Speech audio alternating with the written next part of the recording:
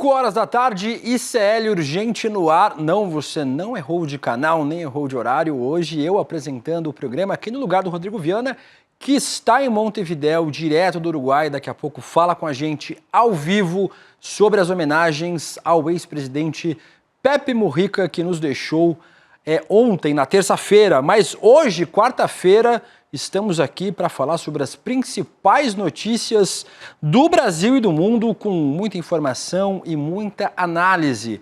Quem está comigo hoje, nessa quarta-feira, reeditando a dupla de sucesso no Rolê ICL é Laura Couto. Boa tarde, Laura Couto. Tudo bem com você? Boa tarde hoje para você, William. Boa tarde para toda a nossa audiência do ICL Urgente. Laura, vamos começar falando sobre o adeus a Pepe Mujica. Os uruguaios hoje se despedem do ex-presidente que morreu ontem aos 89 anos. Pepe Mujica tratava de um câncer no esôfago desde abril de 2024 e ontem, infelizmente, nos deixou. O nosso enviado especial, Rodrigo Viana, está em Montevidéu, como eu falei para vocês. Daqui a pouquinho o Rodrigo estará ao vivo aqui no ICL Urgente comigo e com a Laura, trazendo mais informações, mas o Rodrigo já preparou um material para a gente desde que ele chegou hoje cedo em Montevidéu. Vamos acompanhar o material enviado pelo Rodrigo. Depois de um longo cortejo pelas ruas de Montevidéu, a gente ouve as palmas aqui em frente ao Palácio Legislativo, onde o corpo de Pepe Mujica está sendo velado. A primeira fase foi reservada para autoridades e para pessoas mais próximas da família de Mujica, e nesse momento, por volta de 3 horas da tarde, o povo começa a entrar para se despedir. Muita gente com bandeiras do MPP, um movimento integrado pelo Pepe Mujica, da Frente Ampla, gente que conviveu com Mujica e muitos jovens que dizem: Pepe Mujica deixou um exemplo de rebeldia y de militancia para las nuevas generaciones. ¿Qué ha dejado él para nosotros? Sí. Muchas cosas, desde el punto social, lo que él llegó a dejarnos a todos nosotros con sus leyes que fueron muy progresistas, el impulso que le dio a los jóvenes también, el lugar que nos da a cada uno de nosotros como uruguayos y como ciudadanos en general, y bueno, y toda la historia que ha tenido a lo largo de los años hasta el día de ayer, que la verdad me parece muy importante. Y quedan sus luchas, todavía nos quedan un montón, y su legado más que nada, o sea, todo. Lo que él decía dejaba para los jóvenes, ¿no? Seguir con sus causas, organizarse y seguir luchando, y no perder esa rebeldía, ¿no? Que nos mueve por querer cambiar. No momento a gente ouve palmas aqui na entrada do velório. É uma despedida que tem muita tristeza, mas tem uma certa serenidade e em alguns momentos muito orgulho, inclusive de gente de fora do Uruguai. Eu estou aqui do lado de 2 brasileiros, pai e filho, um encontro de gerações aqui, né? Para se despedir do Pepe, é isso? Dar aquele tchau, aquele abraço imaginário ali, mas dar um tchau, um abraço e que as ideias dele fiquem por aí pelo mundo e se espalhem ainda mais. O pai é que trouxe o filho ou o filho é que trouxe o pai para o velório do Pepe? O filho é que trouxe o pai. Para mim, muito mais que uma despedida, um reconhecimento e um desejo que por aqui tem vários Pepes, futuros Pepes Mujicas, para iluminar o mundo. O Rodrigo Viana mandou para a gente agora há pouco, mas a gente vai conversar com o Rodrigo, direto de Montevidéu agora. Rodrigo, boa tarde. Impressionante as imagens, né? Muita gente em Montevidéu para se despedir do Pepe Mujica, que era um homem muito simples, mas ao mesmo tempo, querendo ou não, acabou virando um ícone político e até um ícone da cultura pop. A gente viu várias camisetas com o rosto do Mujica, frases do ex-presidente. Queria que você falasse um pouco sobre o clima aí em Montevidéu. Rodrigo, boa tarde. Boa tarde, William De Luca, boa tarde a Laura Couto, todas e todos que nos acompanham. Eu tentei resumir agora há pouco aí nesse material gravado, né? É claro, é sempre um clima de tristeza, velório é tristeza, mas é um homem de quase 90 anos, então eu sinto também aqui no ar uma serenidade, que é típica do Uruguai, sabe? Assim, uma certa calma, uma certa serenidade na despedida de Mujica, até porque ele deixa um exemplo muito forte, né? Poucos políticos conseguiam casar as palavras com as ações, como fez Pepe Mujica. A gente entrevistou aqui jovens, vocês viram aí, 13 estudantes uruguaias, conversamos com essa família, né? Pai e filho brasileiros do Rio Grande do Sul, que vieram também para a despedida. Nesse momento aqui atrás de mim, esta fila que vocês observam, longuíssima fila, William, ela vai seguindo até aquela escadaria que dá acesso ao salão nobre, um salão especial aqui do Palácio Legislativo em Montevidéu, onde o corpo está sendo velado. É uma multidão, desce aqui 1, 2 quadras, serpenteia por vários quarteirões aqui próximos ao Legislativo, e eu diria que às 3 horas, quando abriu para o público, né, porque primeiro o velório foi aberto mais para autoridades, às 3 horas tinha menos gente. Agora, fim de tarde, aliás, um fim de tarde belíssimo aqui em Montevidéu, com o sol, temperatura amena, e mais gente vai chegando. A gente observa que do meio da tarde para agora, há muito mais gente se aproximando para a despedida de Pepe Mujica. Como eu disse, não há um clima assim de comoção nervosa, é tristeza, mas com muita serenidade e muito orgulho por parte dos uruguaios, William, em relação ao Pepe Mujica. Se você me permite, William, não sei se você quer trazer alguma questão aí, mas eu ia fazer um resumo do que aconteceu antes da chegada do corpo aqui ao Palácio Legislativo. William. Pode fazer, Rodrigo, pode contar pra gente o clima, né? Você falou um pouco do clima, mas pode fazer esse resumo pra gente também. Exatamente. Então, o corpo de Pepe Mujica chegou aqui no Palácio Legislativo, onde acontece o velório, no começo da tarde. Antes disso, ele percorreu vários pontos importantes da capital uruguaia e, de certa maneira, esse cortejo fúnebre ajudou a contar a história política de Pepe Mujica. Começa o cortejo em frente à sede da Presidência da República, que ele ocupou por 5 anos como presidente, evidentemente. O atual presidente, Yamandu Orsi, que é da mesma linha política de Pepe Mujica, é da Frente Ampla e é do mesmo movimento MPP, Movimento de Participação Popular. Yamandu Orsi, né, fez a despedida ali em frente à sede da presidência. Depois você observa aí as ruas, né, pelas ruas de Montevidéu, um longo cortejo, e ele foi parando, William, em vários pontos que ajudam a contar essa história do Pepe Mujica. Parou na sede do MLN, Movimento de Libertação Nacional Tupamaros. O que era o MLN? Grupo guerrilheiro, do qual fez parte Pepe Mujica nos anos 60, anos 70. Então o corpo parou ali na sede do MLN, que hoje existe, mas é claro, não tem a mesma configuração do passado, até porque estamos em democracia plena aqui no Uruguai. Depois o corpo fez uma outra parada na sede do MPP. Você observa algumas bandeiras que passam aqui atrás de mim, na cor vermelha, são do MPP, que é o Movimento de Participação Popular, que é uma das vertentes da Frente Ampla. Você sabe que aqui no Uruguai a esquerda se organizou na Frente Ampla, que tem Partido Socialista, Partido Comunista, e tem o MPP do Pepe Mujica e do Yamandu Orsi, que é talvez a principal força na Frente Ampla. Então, houve uma parada ali na sede do MPP, e eu visitei também, né, passei rapidamente por ali antes de seguir com o cortejo aqui para o Palácio Legislativo. William, sabe qual é a primeira imagem? A hora que você entra na sede do MPP, a primeira imagem que tem ali numa parede, né, homenageando o Pepe Mujica, uma fotografia, aquela famosa, Pepe ao lado de Lula dentro do Fusquinha azul, o famoso Fusquinha do Pepe Mujica, para você ver a importância que se dá também ao presidente Lula aqui no Uruguai. Quando eu estava aqui fazendo as entrevistas na fila, muitos uruguaios vinham perguntar, né, para mim e para o nosso cinegrafista, o Israel, cadê o Lula? O Lula vem?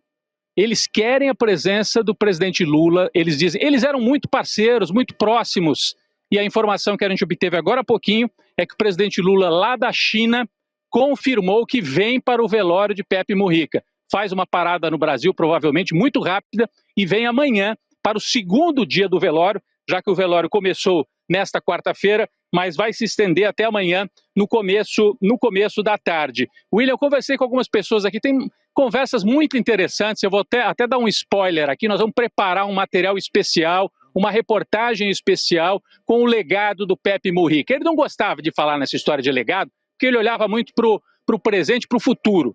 Mas ele deixa, sim, muita coisa para os jovens e não só para os jovens. Eu conversei agora há pouco com o Mário Carreira. É um cantor da velha guarda, daquela canção de protesto, canção política aqui do Uruguai. Estava aqui na Senhor já, né? E ele é amigo do Pepe Mujica. E ele me contou o seguinte, 5 dias antes da morte, o Pepe me chamou para ir lá na chácara dele, aqui nos arredores de Montevidéu. Eu fui, fiz a visita. O Pepe estava praticamente se despedindo. E sabe o que ele pediu para mim? Cante, meu amigo, cante para mim. Então, um encontro que eu assim, fiquei tentando imaginar, William, a emoção, né? Um cantor, o Mário Carreira, que é um cantor muito conhecido aqui no Uruguai, ao lado do Pepe Mujica, muito doente, e o ex-presidente pediu que ele cantasse, e então Mário Carreira canta para o ex-presidente e liderança política de toda a América Latina, Pepe Mujica. Segue aqui o velório, a gente vai voltando a qualquer momento com mais informações aqui do Uruguai. 3 dias de luto, né, de luto oficial em Montevidéu, e como eu disse, William, o velório se estende até amanhã, inclusive o Poder Executivo, a presidência aqui do Uruguai, prometeu, enquanto tiver alguém na fila, enquanto tiver um uruguaio ou estrangeiro querendo se despedir, o velório prosseguirá. Mas a princípio eles calculam que até amanhã, começo da tarde, seria suficiente para essa despedida de Pepe Mujica. Que olha a fila imensa, as bandeiras tricolores que às vezes aparecem. O pessoal dizendo aqui, viva Pepe, a moça passando aqui por mim, as bandeiras assim, azul, vermelha e branca, a bandeira azul, vermelha e branca é a bandeira da Frente Ampla, né, que é o partido de Pepe, muito presente aqui também. É isso, a gente trouxe esse material aqui direto de Montevidéu, né, o material gravado também, essas informações ao vivo, e eu volto logo mais, William, no N2, com atualização de notícias e essa despedida do ex-presidente e líder, né, e inspirador de gerações diferentes, Pepe Mujica. William. Rodrigo, eu queria te perguntar sobre a despedida das autoridades políticas do Uruguai. O Uruguai é um dos poucos países da América do Sul onde a gente teve praticamente nenhuma presença da extrema-direita, né? Teve um breve momento onde a direita governou depois da saída do Pepe, mas é um país que ficou imune ao crescimento da extrema-direita, como a Argentina, Paraguai, Chile. Queria que você falasse um pouquinho sobre como é que as lideranças políticas, inclusive de oposição, têm visto aí o legado do Pepe Mujica e têm falado sobre a morte do ex-presidente. É interessante porque o Mujica ajudou a consolidar a ideia democrática no Uruguai, né? É claro, você tem uma direita aqui que não é a direita extremista, é uma direita liberal. O antigo presidente Lacalle Pou é um presidente de direita, mas não é um Bolsonaro, não é um Milei, né? Deu a eleição e passou o mandato com toda a tranquilidade para Yamandu Orsi, que é da Frente Ampla e que é da tradição de esquerda de Pepe Mujica. O Mujica ajudou a consolidar essa ideia. A Frente Ampla é algo muito vitorioso, né? É uma ideia vitoriosa. Olha as bandeiras aqui da Frente Ampla passando pela gente. Essas bandeiras aqui são símbolo da Frente Ampla. É uma ideia muito vitoriosa, né, William? Ela surge nos anos 70, ainda antes da ditadura militar, reunindo todas as forças políticas de esquerda, e depois da ditadura, ex-guerrilheiros como Mujica e como vários outros tupamaros, como eles se intitulavam, aderem à Frente Ampla e dizem, vamos para o combate democrático, né? E aí estabelecem um diálogo, inclusive com a direita tradicional uruguaia. Os dois lados se respeitam e a presença dos presidentes de direita também, dos ex-presidentes de direita do Uruguai, nesta homenagem a Pepe Mujica, Sanguinetti, Lacalle Pou, né?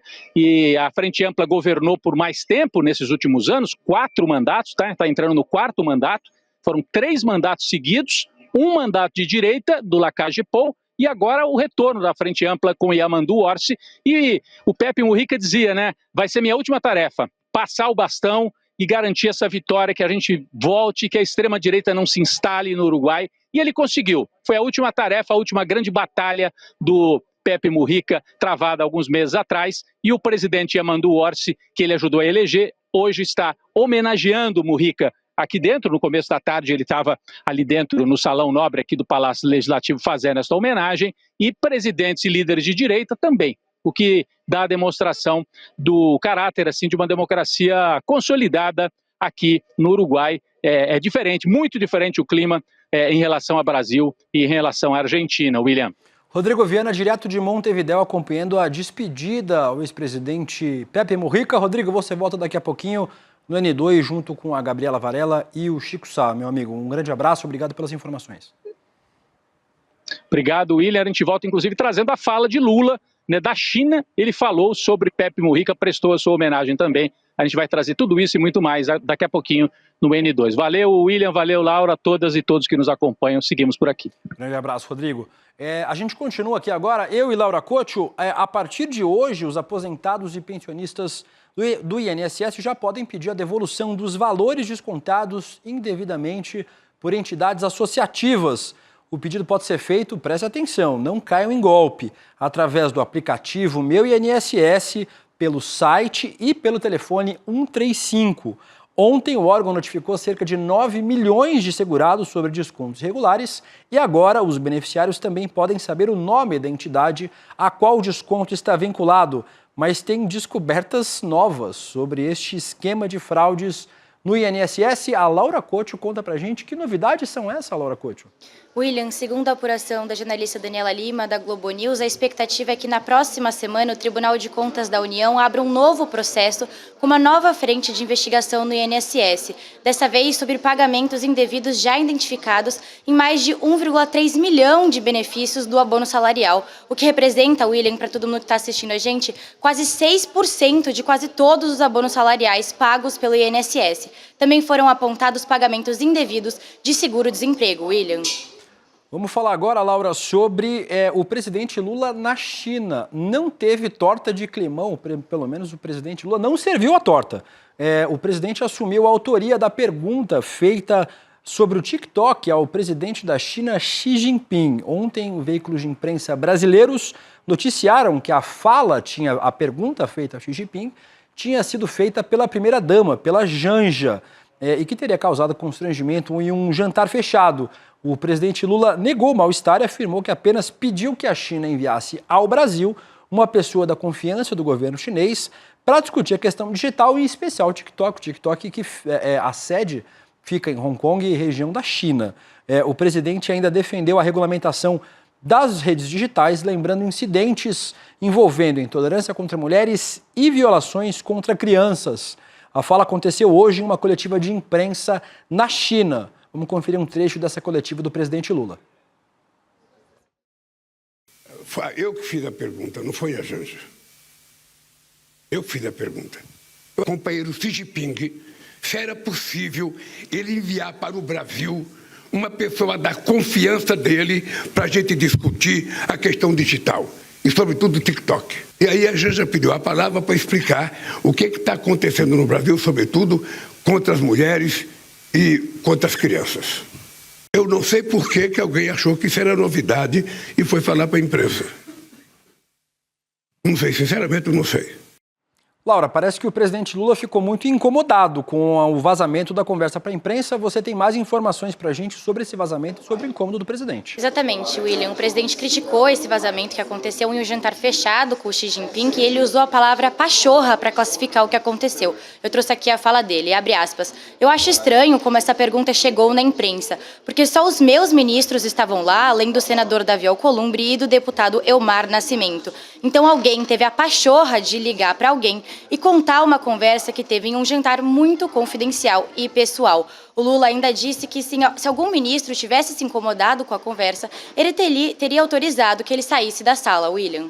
Mas não é só de climão que viveu a passagem do presidente Lula pela China, Laura. Outro destaque foi a fala da guerra das tarifas recíprocas. Segundo o presidente, o novo acordo entre China e Estados Unidos para mitigar o tarifaço mútuo é, abre aspas, uma demonstração pura e simples de que tudo seria mais fácil se antes de anunciar de forma unilateral as taxações, os Estados Unidos tivessem conversado com a China. Aí sim, a gente teve mais tensão, Laura. O enviado do presidente para a América Latina, o Maurício Claver Carone, questionou os acordos fechados pelo presidente Lula na China. Você tem mais informações sobre essas críticas, né, Laura? Conta pra gente. O Claver Carone, ele criticou a viagem do presidente Lula à China. Ele alertou, segundo ele, o Brasil é um país sofisticado, Não caiam no jogo da China para o desenvolvimento, não caiam nesse golpe. Além disso, ele afirmou que os acordos do Brasil com a China que foram firmados nessa viagem do Lula para o país são uma armadilha e que não compensam o que ele disse de amanhã.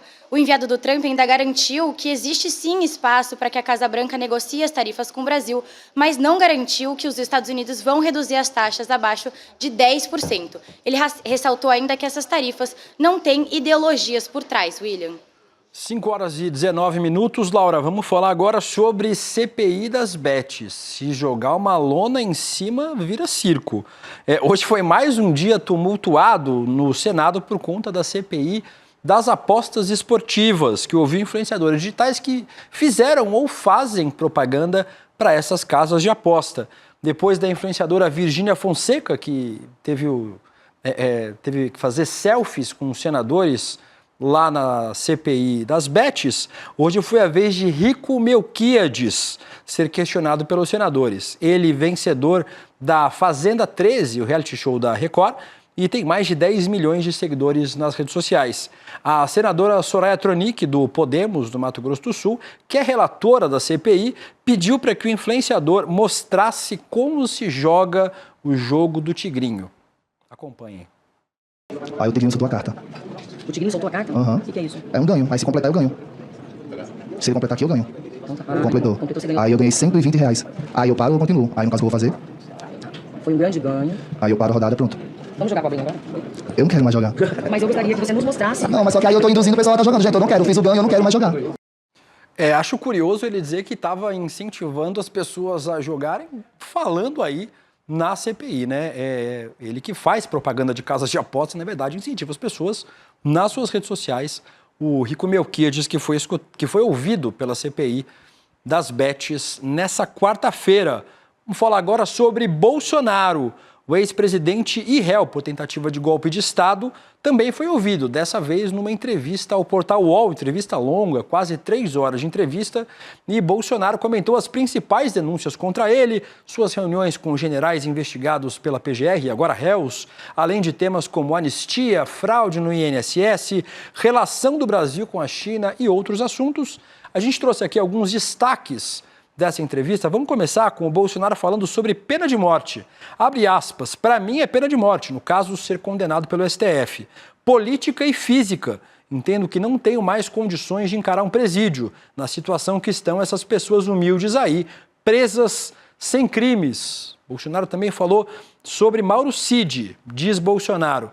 Abre aspas, ele foi torturado, não vou dizer que ele mentiu. Chegou o ponto do Alexandre de Moraes interrogar o Mauro Cid e ele falar, olha o teu pai, tua esposa, olha a tua filha. Você pode fazer delação nessas circunstâncias? Acho curioso, Laura Couto, que o Bolsonaro já falou publicamente algumas vezes sobre defender tortura. O Bolsonaro defendeu publicamente tortura de investigados, de pessoas suspeitas de cometer crimes, mas agora acha que perguntas feitas por um ministro do STF seriam tortura, Laura Couto. Você tem mais destaques, além desses dois que eu trouxe aí do Bolsonaro. Pois é, William, mas não dá para esperar nada do Bolsonaro, né? Eu trouxe aqui mais alguns absurdos que ele disse. Ele responsabilizou a esquerda pelos atos do 8 de janeiro e acusou o ministro Alexandre de Moraes de perseguição. Vou ler aqui o primeiro trecho, ele disse, abre aspas, com Moraes parece uma coisa mais pessoal. Eu não consigo entender essa gana persecutória. Ele está comendo etapas para ver se o julgamento acontece em agosto ou setembro. Eu costumo dizer, se sou tão culpado assim, por que não conseguir o devido processo legal? O Bolsonaro, como eu disse, também culpou a esquerda pelo 8 de janeiro. Ele disse, um dos crimes que estou enquadrado é depredação de patrimônio. Como é que posso depredar patrimônio se eu estava na Disney? Onde o Lula estava no 8 de janeiro, estava em Araraquara. O que ele estava fazendo em Araraquara? Ficar fora do teatro que foi armado em Brasília. Nada mais do que isso, William. Na verdade, só ajudando a desmentir, né, Laura, as fake news, o presidente Lula estava visitando Araraquara, que tinha sido atingido por fortes enchentes nos dias anteriores e por isso estava visitando a cidade que, inclusive, o prefeito à época era o Edinho Silva, cotado a ser o próximo presidente do Partido dos Trabalhadores. Além disso, Laura, a defesa do Bolsonaro também teve destaque nessa quarta-feira. Os advogados do ex-presidente solicitaram ao ministro Alexandre de Moraes o cancelamento das audiências de testemunhas no processo que investiga a participação do Bolsonaro em uma suposta tentativa de golpe de Estado. As testemunhas começariam a ser ouvidas na próxima segunda-feira, dia 19. A defesa requisitou o cancelamento das oitivas, alegando a necessidade de mais tempo para análise detalhada dos documentos. Segundo advogados do ex-presidente, a equipe de defesa ainda não teve acesso integral às provas. Falando ainda sobre golpistas, temos mais alguns minutos de programa para falar sobre Hugo Motta. O presidente da Câmara dos Deputados criticou o STF nessa quarta-feira porque o Supremo derrubou a decisão da Câmara dos Deputados sobre o deputado Alexandre Ramagem, num julgamento virtual, no qual participaram 5 ministros do Supremo. Para quem não lembra, na semana passada, o STF derrubou uma decisão da Câmara de suspender a investigação contra Alexandre Ramagem no inquérito da tentativa de golpe, e muitos juristas acreditam que essa tentativa acabaria derrubando o processo inteiro e não só o processo contra o Ramagem. Então seria aí uma saída de anistia para o Bolsonaro, para os generais e para os demais investigados. Laura Couto, você tem mais informações aí sobre essa fala, pelo menos complicada, de Hugo Motta. William, Hugo Motta afirmou que a Câmara recorreu da decisão da primeira turma do STF, pedindo que o caso fosse analisado pelo plenário físico e com os 11 ministros. O Motta disse ter comunicado o presidente do STF, Luiz Roberto Barroso, pessoalmente em Nova York, onde os dois cumprem agendas nesta Brazilian Week. Mesmo assim, o Motta negou que o recurso signifique um embate entre a Câmara e o Supremo e afirmou que os dois poderes têm uma boa relação, marcada por diálogo e respeito, William. Aparentemente, hoje aqui no Urgente, Laura, a gente tem uma editoria de golpistas, né? Vamos falar sobre mais um deles, golpistas e bolsonaristas, né, para ser justo. Vamos falar sobre o Rodrigo Manga, sobre o prefeito de Sorocaba.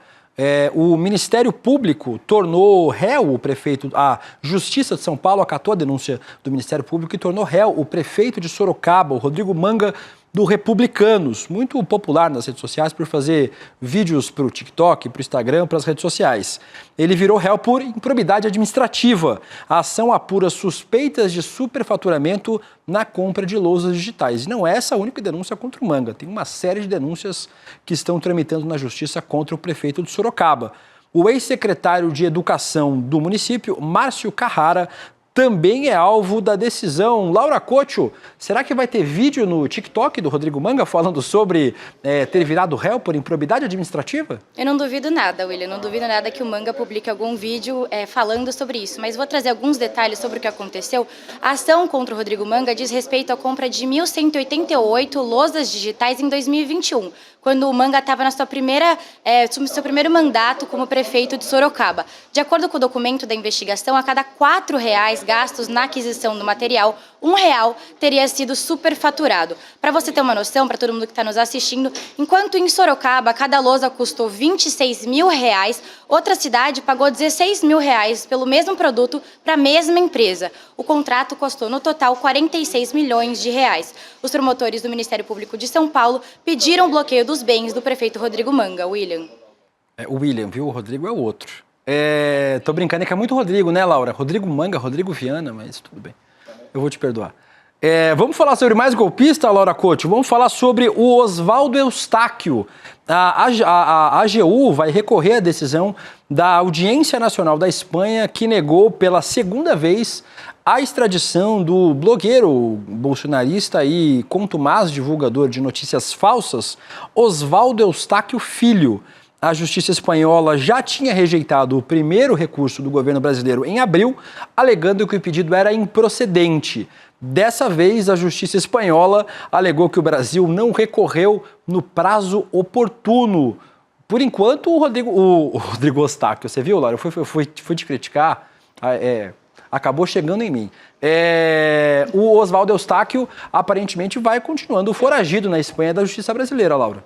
Pois é, a AGU ressaltou que deve-se adotar todas as medidas cabíveis para permitir a extradição do Oswaldo Eustáquio para o Brasil. O órgão vai entrar com um recurso através de um advogado que vai ser contratado na Espanha pelo Itamaraty para representar os interesses do Brasil no processo. Agora, vale lembrar que o blogueiro Oswaldo Eustáquio ele possui um pedido de prisão e ele está foragido do Brasil desde dezembro de 2022, né, William? É isso, Laura. Enquanto isso, ele vai ficando foragido na Espanha, longe das garras da justiça brasileira. Tem muito brasileiro golpista, inclusive, foragido nos Estados Unidos, na Espanha. Vamos torcer para que eles venham enfrentar aqui as consequências das suas ações. Laura Couto, muito obrigado pela companhia hoje. Hoje, amanhã e sexta-feira estaremos juntos aqui no ICL Urgente. Eu, você e nossa audiência. Eu que agradeço, Will. Tchau, tchau. Até amanhã. Vou aproveitar antes da gente chamar o N2 com a Gabriela Varela e o Chico Sá, que está belíssimamente vestido, como vocês viram atrás aí da Laura Couto. A gente tem a segunda turma da pós-graduação do ICL. Vocês sabem, eu sou aluno aqui da pós-graduação do ICL, então seja meu calouro aqui na segunda turma, já que eu sou aluno da primeira turma da nossa pós.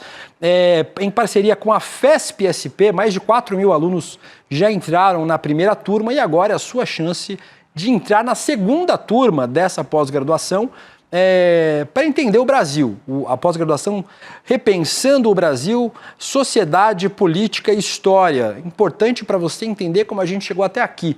Eu sempre digo que o ICL Notícias ajuda a gente a entender o Brasil hoje, mas para entender como a gente chegou até aqui é importante estudar. E a gente estuda nessa pós-graduação do ICL, em parceria com a FESP-SP, para você sentir o clima, as disciplinas, professores e ter um gostinho, uma degustação de como é essa pós-graduação. Quinta-feira, conhecido popularmente como amanhã, 8 horas da noite, a gente vai ter uma aula magna ao vivo com o professor Gessé Souza, um dos principais sociólogos do país, e também com o nosso querido Eduardo Moreira, a partir das 8 horas da noite. E para você garantir a sua vaga nessa aula magna, é fácil, é de graça. Você vai levar 3 segundos para se inscrever em iclurgente.com.br. Participe, tire suas dúvidas. Tenho certeza que você vai sair matriculado dessa aula magna na pós-graduação do ICL. E com isso a gente encerra o ICL Urgente dessa quarta-feira. Fique agora com Gabriela Varela, Chico Sá, grande elenco do ICL Notícias, segunda edição. Eu volto amanhã aqui substituindo ainda o Rodrigo Viana. Até mais. É amanhã.